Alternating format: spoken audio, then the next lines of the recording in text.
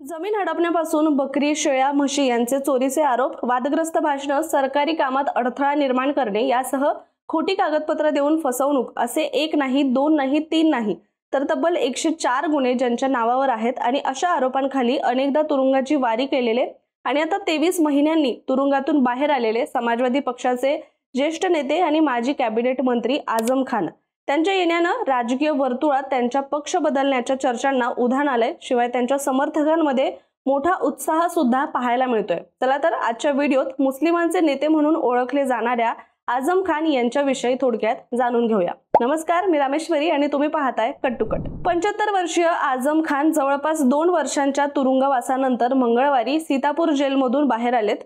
त्यावेळी त्यांच्या स्वागतासाठी समाजवादी पार्टीच्या कार्यकर्त्यांनी तुरुंगाबाहेर मोठी गर्दी केली होती। त्यावेळी खान यांनी समर्थकांचे आभार मानले आणि लवकरच जनतेच्या सेवेत हजर होईल असं आश्वासनही दिले।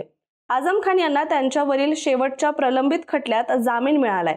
हा खटला एका बियर बारच्या मालमत्तेवरील कथित अतिक्रमणाशी संबंधित होता।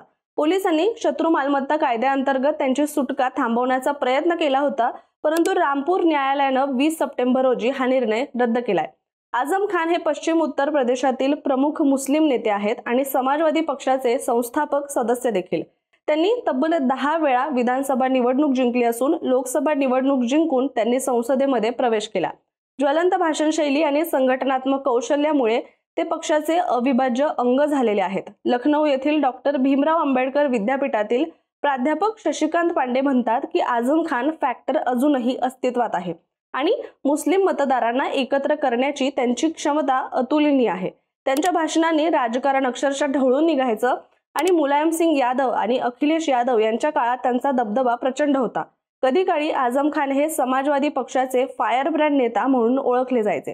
रामपूरला आझम खान यांचा गड मानला जायचं, पण 2017 साली सत्ता बदलली, उत्तर प्रदेशात भाजपचं सरकार आलं आणि राज्य सरकारनं त्यांच्यावर चौकशांचा डोंगरच उभा केला। विशेषतः मोहम्मद अली जोहर विद्यापीठाशी संबंधित आरोप, रामपूर जिल्ह्यातच त्यांच्या विरोधात जवळपास 93 प्रकरणं नोंदवली गेली आणि पुढे ही संख्या जवळपास 104 वर येऊन पोहोचली। काही प्रकरणांमध्ये दोषी आढळल्यामुळे त्यांना आमदारकी आणि मतदानाचा हक्क गमवावा लागला, तर त्यांच्या कुटुंबियांना सुद्धा तुरुंगवासाचा सामना करावा लागलाय। यातील महत्त्वाची प्रकरण म्हणजे जवाहर विद्यापीठ जमीन प्रकरणात शेतकऱ्यांची जमीन जबरदस्तीने घेऊन विद्यापीठ उभारल्याचा आरोप, शत्रू संपत्ती कब्जा प्रकरणात पाकिस्तानात गेलेल्या लोकांच्या संपत्तीवर बेकायदेशीर ताबा घेतल्याचा आरोप, डुंगरपूर प्रकरणात गरिबांसाठी असलेल्या आवास योजनेतील जमिनीवर सुद्धा त्यांनी कब्जा केल्याचं दिसून आलंय। याशिवाय आझम खान यांनी पत्नीसह आपला मुलगा अब्दुल्ला आझम याची देखील 2 वेळा वेगवेगळी जन्म प्रमाणपत्र काढलेली होती आणि त्यानंतर अब्दुल्लानं या दस्तऐवजाचा वापर करून निवडणूक लढवली होती। परिणामी कोर्टानं त्याची आमदारकी रद्द केली। इतकंच नाही तर त्यांना 2019 मध्ये त्यांनी पंतप्रधान नरेंद्र मोदी आणि मुख्यमंत्री योगी आदित्यनाथ यांच्या विरुद्ध वादग्रस्त भाषण केलं होतं, ज्यामुळे त्यांना 2022 मध्ये कोर्टानं दोषी ठरवलं होतं आणि रामपूरमधील क्वालिटी बारच्या जमिनीवर कब्जा केल्याचा आरोपही त्यांच्यावर होता। पण या प्रकरणात नुकतंच आझम खान यांना हायकोर्टानं जामीन मिळाला आहे।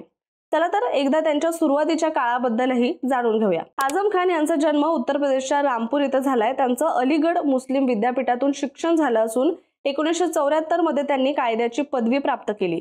1981 मध्ये ताजीन फातिमाशी त्यांचं लग्न झालं आणि त्यांना 2 मुलं आहेत।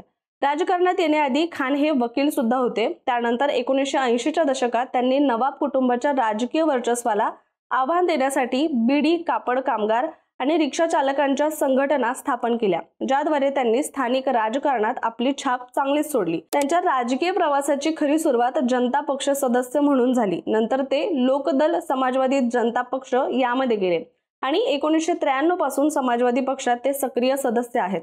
आझम खान हे तब्बल 10 वेळा रामपूर विधानसभा मतदारसंघातून आमदार म्हणून निवडून आलेत। 2009च्या लोकसभा निवडणुकीदरम्यान भाजपच्या उमेदवार जया प्रदा यांच्याशी झालेल्या मतभेदामुळे समाजवादी पक्ष अडचणीत आला होता आणि त्यामुळे 24 मे 2009 रोजी आझम खान यांची पक्षातून 6 वर्षांसाठी हकालपट्टी सुद्धा करण्यात आली होती। मात्र खान यांनी आपण स्वखुशीने राजीनामा दिल्याचा दावा केला। पुढे समाजवादी पक्षानं त्यांची हकालपट्टी रद्द केली आणि 4 डिसेंबर 2010 रोजी ते पुन्हा पक्षामध्ये सामील झाले। 2014च्या विजयाच्या पार्श्वभूमीवर 2019च्या लोकसभा निवडणुकीसाठी रामपूर मतदारसंघातून त्यांना पुन्हा एकदा तिकीट देण्यात आलं। आझम खान फक्त राजकीय नेते नाहीत तर त्यांच्या वादग्रस्त वक्तव्यांमुळे, अपशब्द वापरामुळे आणि न्यायालयीन प्रकरणामुळे सतत चर्चेत राहिलेले नेते आहेत। जयाप्रदा यांच्याविषयी केलेल्या टिप्पणीमुळे त्यांना दोषी ठरवलं होतं। शिवाय राष्ट्रीय महिला आयोगानं याबद्दल त्यांना अपात्र ठरवण्याची मागणी सुद्धा केली होती।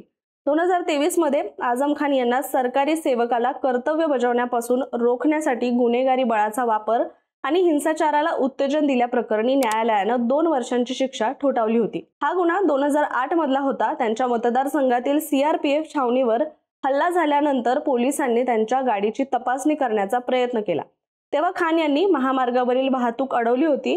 या शिक्षेमुळे लोकप्रतिनिधित्व कायदा 1951 अंतर्गत त्यांना आमदारकीस अपात्र ठरवण्यात आलं होतं। त्याचबरोबर 6 वर्षांसाठी त्यांचा मतदानाचा हक्कही काढून घेण्यात आला आणि त्यामुळे त्यांना कोणत्याही निवडणुकीत भाग घेता येणार नव्हतं। त्याशिवाय 3 दशकाहून अधिक काळ रामपूर मतदारसंघात त्यांनी वर्चस्व राखलं होतं। मात्र या सगळ्यामुळे त्यांनी मतदानाचा हक्क सुद्धा गमावून बसला आणि मतदारसंघ सुद्धा त्यांनी गमावून बसला। विरोधकांनी त्यांना अल्पसंख्याकांच्या नावाखाली सत्ता खेळणारा नेता असंही म्हटलं। मुख्यमंत्री योगी आदित्यनाथ आणि आझम खान यांच्यातील संघर्षही विशेषतः रामपूरमधील राजकीय वर्चस्व आणि स्थानिक दबदब्यामुळे चर्चेचा विषय राहिलेला आहे।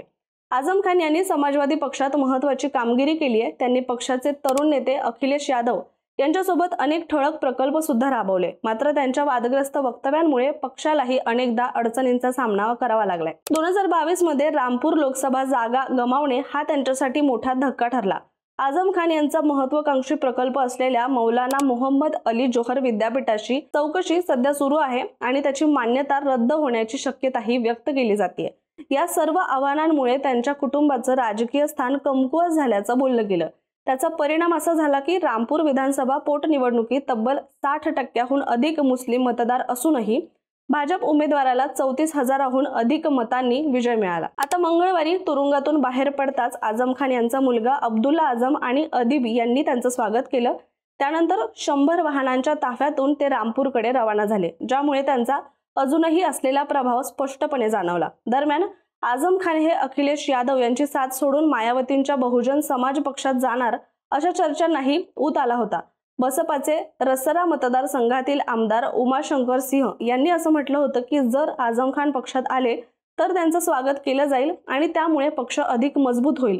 मात्र खान यांनी यावर कोणतीही थेट प्रतिक्रिया न देता त्यांनी असं म्हटलं की मी समाजवादी पार्टी सोडणार नाहीये, अशी बातमी पसरवणाऱ्यांनीच याचं उत्तर द्यावं। मी तुरुंगात होतो तेव्हा मला कुणी भेटायला आलं नाही, मला फोन करण्याची परवानगीही नव्हती, त्यामुळे मागची काही वर्ष मी पूर्णपणे संपर्काबाहेर होतो। समाजवादी पक्षाचे ज्येष्ठ नेते शिवपाल यादव यांनी सुद्धा या चर्चांना फेटाळून लावलंय। ते म्हणाले, आझम खान यांच्याबद्दल पसरवल्या जाणाऱ्या बातम्या खोट्या आहेत। समाजवादी पक्षाने नेहमीच त्यांना मदत केली आहे आणि त्यांच्या विरोधातील सर्व खटले खोटे आहेत। ते दुसऱ्या पक्षात जाणार नाहीत, ते कायम समाजवादी पक्षातच राहतील। आता राजकीय विश्लेषकांच्या मते आझम खान तुरुंगातून बाहेर आल्यानंतर पश्चिम उत्तर प्रदेशातील निवडणूक समीकरण बदलण्याची शक्यता आहे। रामपूर, मुरादाबाद, अमरोहा आणि बिजनौर सारख्या मुस्लिम बहुल भागात समाजवादी पक्षाची पकड पुन्हा एकदा मजबूत होऊ शकते। मात्र आता तुरुंगातून सुटल्यावर ते कोणती रणनीती आखतात हे सुद्धा पाहणं महत्त्वाचं ठरणार आहे। मात्र या सगळ्याबद्दल तुमचं सुद्धा मत काय आहे आम्हाला कमेंटमध्ये नक्की सांगा आणि अशाच माहितीपूर्ण व्हिडिओसाठी कट टू कटच्या YouTube चॅनलला सबस्क्राइब करायला विसरू नका।